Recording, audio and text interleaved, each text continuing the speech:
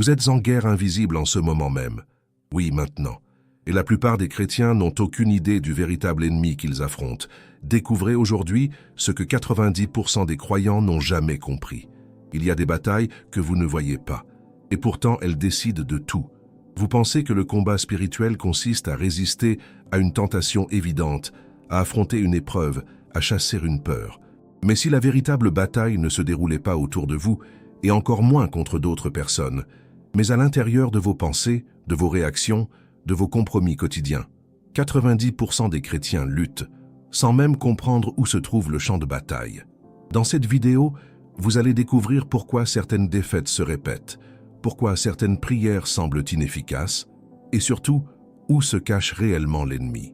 Restez jusqu'à la fin, car ce que vous allez comprendre peut transformer complètement votre manière de combattre. Il y a quelque chose qui pèse sur le cœur de nombreux croyants dans les jours que nous vivons, quelque chose qui est rarement abordé avec la profondeur et la clarté qu'il mérite.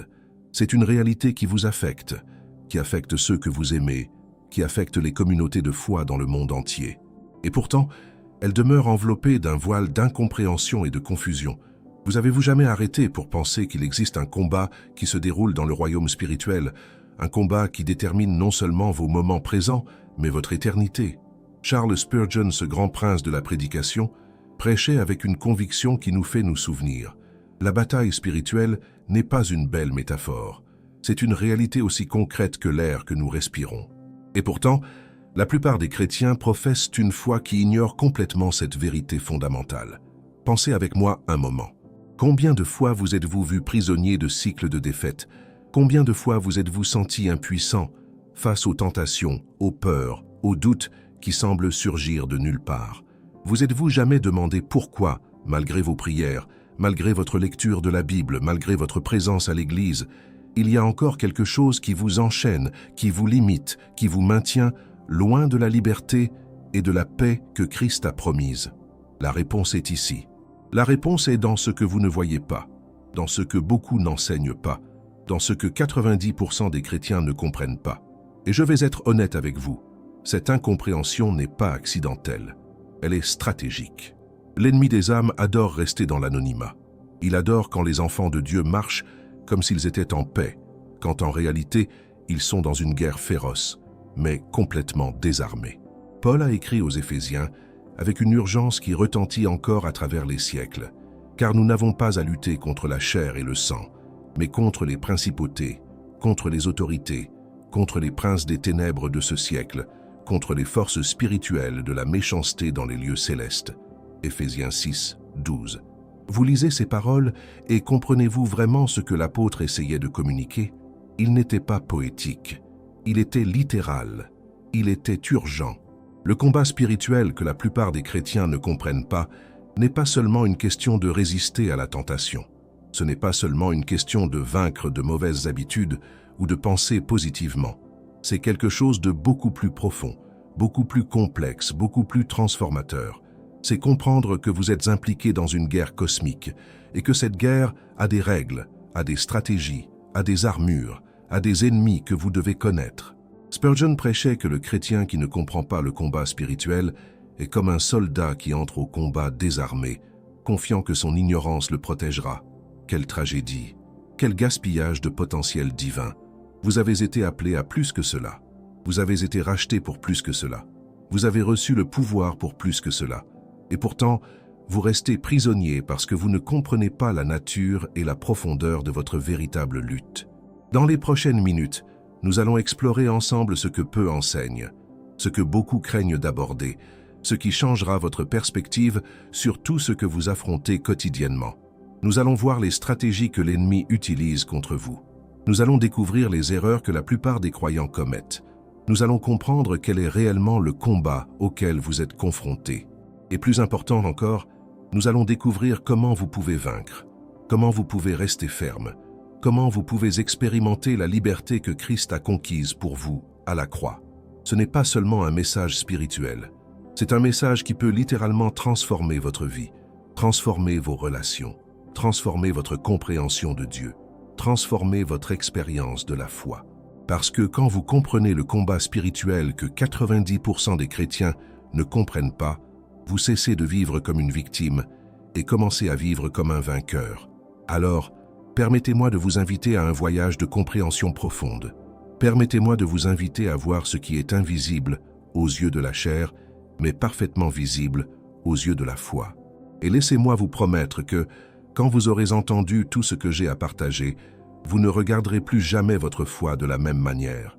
Si vous souhaitez explorer plus profondément comment restaurer votre intimité avec Dieu et comprendre sa volonté pour votre vie, nous avons une ressource spéciale qui peut transformer vos 21 prochains jours. Nous vous invitons à acquérir notre e-book « 21 jours pour restaurer votre intimité avec Dieu ». Le lien est épinglé dans le premier commentaire. Cette ressource a été créée spécialement pour ceux qui, comme vous, désirent connaître Dieu de manière plus profonde et vivre la liberté qu'il offre. Mais avant de continuer, je vous demande de vous abonner à notre chaîne. Chaque abonnement nous aide à apporter ces messages transformateurs à plus de personnes qui ont besoin d'entendre ces vérités. Merci d'être avec nous dans ce voyage. Maintenant que nous comprenons qu'il existe un véritable combat, nous devons regarder en face la vérité sur celui qui nous combat et comment il agit. Et c'est une partie essentielle, car beaucoup de chrétiens échouent dans le combat spirituel simplement parce qu'ils ne connaissent pas les tactiques de leur adversaire. Vous savez, il y a une vérité qui traverse toute l'Écriture de manière cohérente. L'ennemi des âmes ne désire pas votre mort immédiate.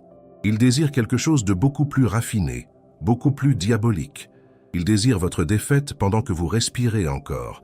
Il désire que vous viviez une vie chrétienne qui ne démontre aucun pouvoir, qui ne démontre aucune transformation, qui ne démontre aucune liberté. Car quand vous ne démontrez pas ces choses, vous devenez un témoignage de la faiblesse du Christ, non pas de sa force. Et alors, quelle est la première stratégie que l'ennemi utilise? C'est la confusion.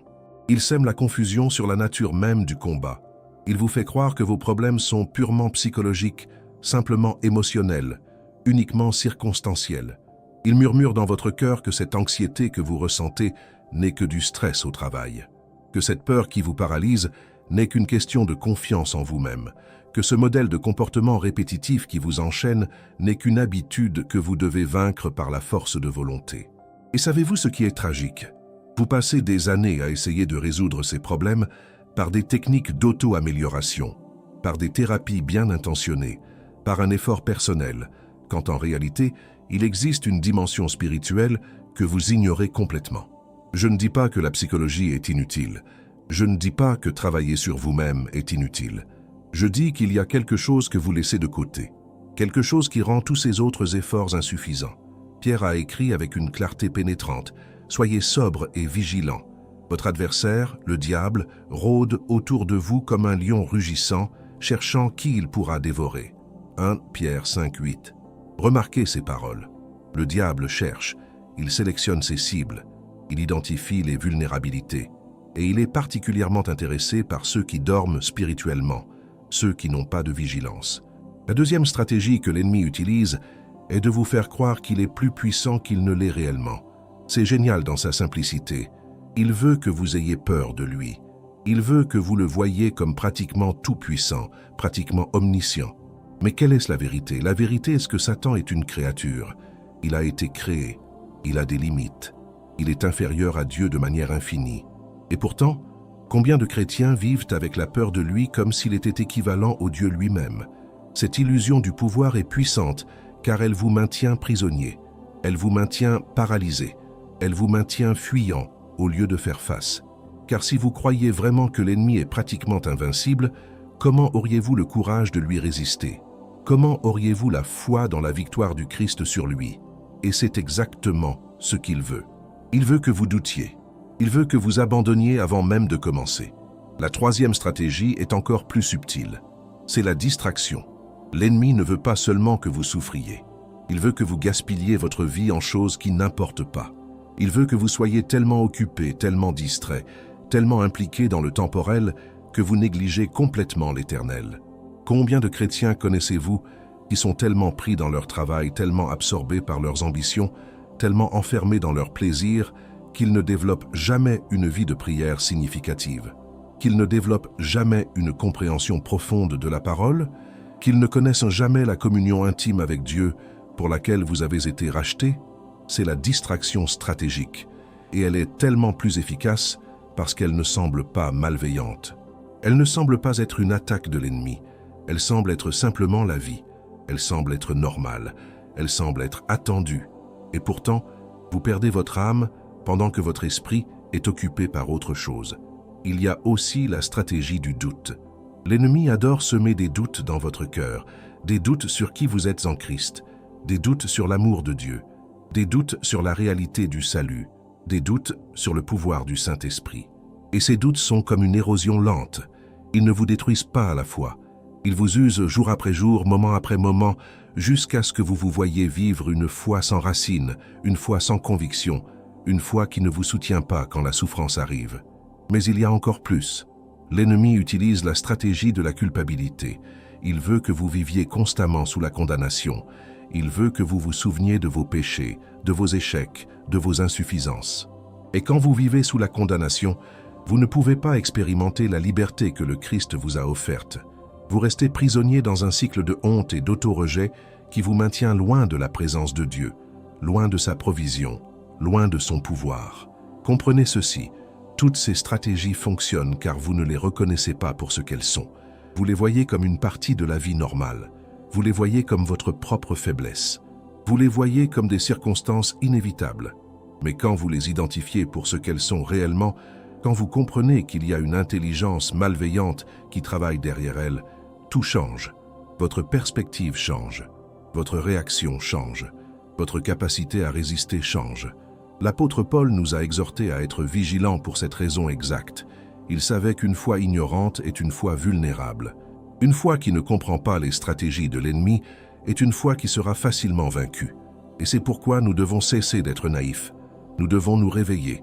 Nous devons comprendre comment l'ennemi travaille, quelles sont ses méthodes, quelle est son intelligence, car c'est seulement quand vous comprenez les stratégies de l'ennemi que vous pouvez vraiment lui résister. C'est seulement alors que vous pouvez être préparé. C'est seulement alors que vous pouvez vous mouvoir avec sagesse et non avec peur. Et c'est seulement alors que vous commencez à expérimenter cette victoire que le Christ a déjà conquise pour vous. Cette compréhension n'est pas optionnelle. C'est essentiel. C'est fondamental. C'est transformateur. Comprendre les stratégies de l'ennemi est une chose. Mais il y a quelque chose d'aussi important, sinon plus important, comprendre les erreurs que nous commettons nous-mêmes dans ce combat. Car souvent, l'ennemi remporte ses plus grandes victoires non pas par son propre pouvoir, mais en exploitant nos propres erreurs, nos propres faiblesses, nos propres incompréhensions. La première erreur que les chrétiens commettent est de traiter le combat spirituel comme si c'était une option, comme si c'était quelque chose qu'ils pourraient affronter plus tard, quand ils auraient plus de temps, plus de ressources, plus de force. Mais c'est une illusion dangereuse. Le combat spirituel n'est pas optionnel, c'est une réalité constante. C'est quelque chose auquel vous êtes confronté à chaque instant de votre vie chrétienne. Et chaque instant où vous n'êtes pas intentionnellement équipé, préparé, vigilant, est un instant où vous êtes vulnérable à la défaite. Pensez à un soldat qui entre au combat sans se préparer, sans vérifier son équipement, sans entraînement. Nous dirions qu'il est fou. Nous dirions qu'il marche directement à la mort. Et pourtant, c'est exactement ce que font de nombreux chrétiens spirituellement. Ils se lèvent le matin sans prière. Ils ne lisent pas la parole. Ils ne cherchent pas la présence de Dieu. Et puis ils sont surpris quand ils échouent, quand ils pêchent, quand ils se retrouvent vaincus. La deuxième erreur est de sous-estimer l'importance de la parole de Dieu. Les chrétiens modernes ont remplacé la parole par tant d'autres choses. Des podcasts motivants, des livres de développement personnel, des conférences inspirantes. Toutes ces choses peuvent avoir leur place, mais rien ne remplace la parole de Dieu. Pourquoi? Parce que la parole de Dieu est l'épée de l'esprit. C'est votre arme offensive et défensive. C'est ce qui maintient votre esprit ancré dans la vérité. C'est ce qui vous permet de discerner le mensonge du diable. Jésus lui-même, quand il a été tenté dans le désert, a répondu à chaque attaque avec les paroles « Il est écrit »,« Il est écrit », pas « Je pense que », pas « Je crois que ». Il est écrit, parce que la parole de Dieu n'est pas une opinion. C'est la vérité absolue. Et c'est la seule chose qui peut vraiment vaincre le mensonge. Et pourtant, combien de chrétiens vivent sans jamais vraiment engager la parole de manière significative? Combien ne lisent la Bible que occasionnellement, sans système, sans intention de la laisser transformer leur vie? La troisième erreur est d'ignorer le rôle vital de la prière. La prière n'est pas une formalité religieuse. Ce n'est pas quelque chose que vous faites parce que c'est religieux. La prière est une communication directe avec le Dieu Tout-Puissant. C'est votre ligne directe avec celui qui a le pouvoir de vous libérer, de vous guider, de vous protéger. Et pourtant, tant de chrétiens prient si peu. Ils prient quand ils sont en crise. Ils prient quand ils ont désespérément besoin de quelque chose. Mais ils ne prient pas régulièrement, constamment, avec intention. Paul a exhorté à prier sans cesse, pas occasionnellement, sans cesse. Cela signifie que la prière doit être le tissu de votre vie, doit être votre réflexe constant, doit être la façon dont vous communiquez avec Dieu dans chaque situation, chaque tentation, chaque peur, chaque moment de force et de faiblesse. Et quand vous négligez la prière, vous vous coupez de la source même de votre force. Il y a aussi l'erreur d'isolement spirituel. Les chrétiens d'aujourd'hui essaient souvent de combattre seuls. Ils croient qu'ils peuvent gérer leur foi en solo, qu'ils n'ont besoin d'aucune communauté, d'aucune église, d'aucune accountability spirituelle. Mais c'est une stratégie perdante. Dieu nous a créés comme êtres relationnels. Il nous a appelés à la communauté. Il nous a donné le corps du Christ comme ressource, comme soutien, comme force collective. Hébreux nous rappelle, « N'abandonnons pas notre assemblée comme c'est la coutume de quelques-uns, mais exhortons-nous d'autant plus que vous voyez s'approcher le jour. » Hébreux 10, 25. Quand vous essayez de combattre seul, vous vous privez de l'encouragement, de la sagesse, de la force que vos frères et sœurs en Christ peuvent offrir. Vous vous rendez vulnérable à la déception, car vous n'avez personne pour vous corriger, personne pour vous conseiller, personne pour vous soutenir quand vous vous effondrez. Une autre erreur majeure est de chercher la puissance dans les mauvaises sources. Les chrétiens sont souvent tentés de croire qu'ils peuvent combattre le mal par des moyens charnels, par la discipline personnelle, par la force de volonté, par l'effort humain, mais c'est une erreur fondamentale. Paul a écrit clairement, « Ce n'est pas par la force, ce n'est pas par la puissance, mais par mon esprit, dit l'Éternel des armées. » Zacharie 4, 6. Votre victoire ne vient pas de vous, elle vient du Saint-Esprit qui habite en vous. Elle vient de la puissance de Dieu. Quand vous cessez d'essayer de combattre dans votre propre force et que vous vous soumettez à la puissance de Dieu, c'est alors que les choses changent. C'est alors que vous commencez à expérimenter des victoires que vous n'auriez jamais pu accomplir par vous-même. Mais tant de chrétiens ne le comprennent pas. Ils luttent contre le péché année après année, sans jamais vraiment expérimenter la liberté, parce qu'ils ne se soumettent pas à la puissance de Dieu. Il y a également l'erreur de la négligence de l'armure de Dieu. Paul a décrit magnifiquement l'armure complète dans Éphésiens 6. Chaque pièce a un objectif. Chaque élément est essentiel. Mais combien de chrétiens portent réellement cette armure? Combien se protègent avec le casque du salut, la cuirasse de la justice, les chaussures de l'évangile, le bouclier de la foi? La plupart marchent dans la vie spirituellement nus, sans protection, sans préparation. La dernière erreur que je veux mentionner est celle de l'impatience. Le combat spirituel n'est pas gagné en un jour. Ce n'est pas gagné en une semaine. C'est un processus de toute une vie. C'est une victoire quotidienne. Et pourtant, tant de chrétiens abandonnent après quelques défaites. Ils commencent à combattre, ils butent quelque part, et ils se découragent et abandonnent. Ils pensent, si cela fonctionnait vraiment, je serais libre maintenant.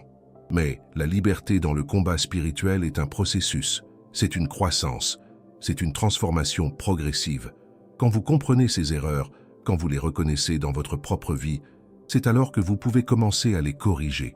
C'est alors que vous pouvez commencer à construire une vie spirituelle qui est vraiment basée sur la fondation de la parole, de la prière, de la communauté, de la puissance de Dieu et de l'armure qu'il fournit. C'est alors que vous commencez à vous préparer non seulement pour affronter le combat, mais pour vraiment le remporter. Maintenant, nous arrivons à la partie qui transforme tout. Parce que tout ce que nous avons exploré jusqu'à présent, aussi vrai et urgent soit-il, serait écrasant et désespérant si nous nous arrêtions là. Mais nous ne nous arrêtons pas là. Nous arrivons au cœur de l'Évangile, le cœur de la foi chrétienne. Votre victoire est déjà conquise. Elle n'est pas quelque chose que vous devez gagner, c'est quelque chose que vous devez recevoir. Vous voyez, c'est le grand malentendu que tant de chrétiens portent. Ils pensent que le combat spirituel est une question de leur propre effort, de leur propre force, de leur propre détermination. Ils pensent qu'ils doivent conquérir la victoire par eux-mêmes. Et cette pensée les épuise, les décourage et finalement les défait. Mais ce n'est pas la vérité de l'Évangile. La vérité est beaucoup plus libératrice que cela. Jésus-Christ, par sa mort et sa résurrection, a déjà remporté la victoire définitive sur Satan. Il a déjà brisé le pouvoir du péché. Il a déjà ouvert le chemin vers la liberté. Et cette victoire ne vous appartient pas parce que vous l'avez gagnée. Elle vous appartient parce que vous êtes en Christ, parce que vous avez cru en lui, parce que vous avez été rachetés par son sang. Votre victoire est un héritage, pas une conquête. Pensez à cela. Il y a 2000 ans, Jésus s'est tenu devant la croix et a prononcé ces paroles. C'est accompli. C'est accompli. Pas, c'est presque fait. Pas, vous pouvez le finir. C'est accompli. Cela signifie que la victoire décisive a déjà été remportée. Le prix a déjà été payé. La défaite de Satan a déjà été scellée. Et tout ce qui reste maintenant, c'est que vous découvriez cette vérité et que vous viviez à partir de ce lieu. Paul a écrit aux Corinthiens, mais grâce à Dieu qui nous fait toujours triompher en Christ. 2 Corinthiens 2, 14. Toujours triompher. Pas parfois, pas quelquefois, toujours, parce que votre triomphe n'est pas basé sur votre performance. C'est basé sur ce que Christ a accompli. Et cette vérité devrait révolutionner la manière dont vous envisagez chaque bataille, chaque tentation, chaque défi spirituel que vous affrontez. Voici comment cela fonctionne dans la pratique. Quand une tentation vient à vous, quand le péché vous appelle, quand la peur ou le doute commence à paralyser votre esprit, vous avez le pouvoir de dire non. Non pas parce que vous êtes fort en vous-même, mais parce que vous êtes fort en Christ. Vous êtes mort avec Christ. Vous avez été enseveli avec lui. Vous avez été ressuscité avec lui. Et parce que vous êtes ressuscité avec lui, vous avez le pouvoir de ressusciter à une nouvelle vie, une vie de liberté, une vie de victoire. Romains nous explique ce mystère magnifique. De même, vous aussi, regardez-vous comme morts au péché, mais comme vivants pour Dieu en Jésus-Christ. Romains 6, 11. Regardez-vous comme morts au péché. Pas. Devenez morts au péché à travers vos propres efforts. Regardez-vous comme morts. Acceptez la réalité que Christ a créée pour vous. Vivez à partir de cette vérité. Et cela signifie que quand le péché vous appelle, vous pouvez dire « Non, je suis mort à cela. Cela n'a plus de pouvoir sur moi parce que j'ai été racheté par le sang du Christ. » Quand la peur vous envahit, vous pouvez dire « Non, j'ai reçu un esprit de puissance, d'amour et de maîtrise de soi. » Quand le doute vous paralyse, vous pouvez dire « Non, j'ai la foi en celui qui a conquis le monde. » Vous voyez le secret du combat spirituel que 90% des chrétiens ne comprennent pas et que ce n'est pas vraiment un combat que vous menez. C'est un combat que vous recevez. C'est une victoire que vous acceptez.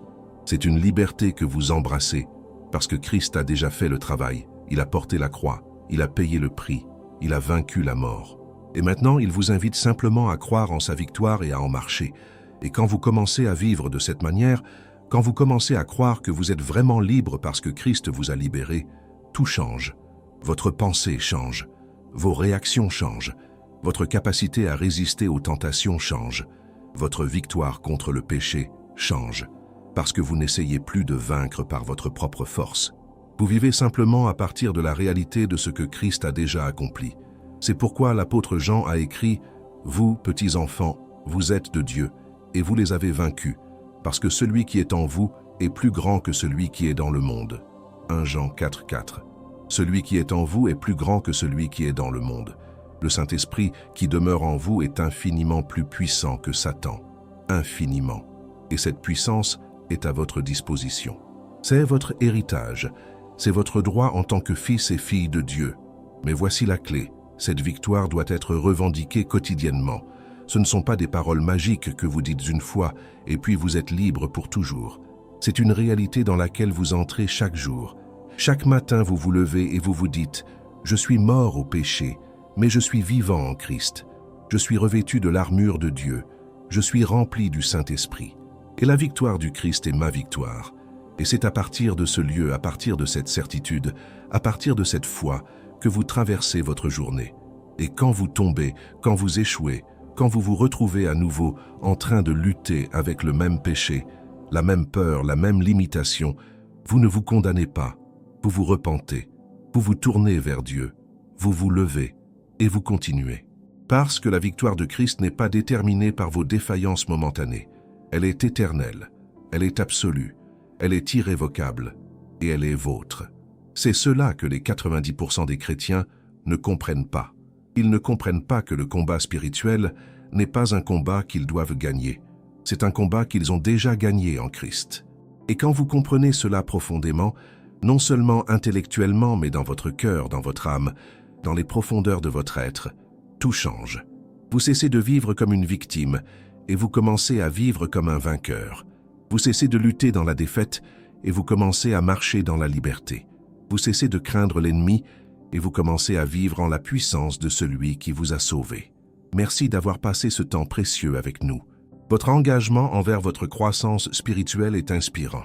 Ce que vous avez découvert aujourd'hui sur le combat spirituel peut véritablement transformer votre vie et votre relation avec Dieu. Avant de partir, je vous prie de vous abonner à notre chaîne pour recevoir ces messages transformateurs régulièrement. Aimez cette vidéo et laissez un commentaire nous disant comment cet enseignement a impacté votre compréhension du combat spirituel. Continuez à regarder les vidéos qui apparaîtront à l'écran. Elles contiennent d'autres révélations essentielles pour votre victoire spirituelle. Et rappelez-vous, si vous souhaitez approfondir davantage comment restaurer votre intimité avec Dieu et expérimenter la liberté que vous avez découverte aujourd'hui, notre e-book « 21 jours pour restaurer votre intimité avec Dieu » vous attend. Le lien est épinglé dans le premier commentaire. Que Dieu vous bénisse abondamment sur votre chemin vers la victoire en Christ.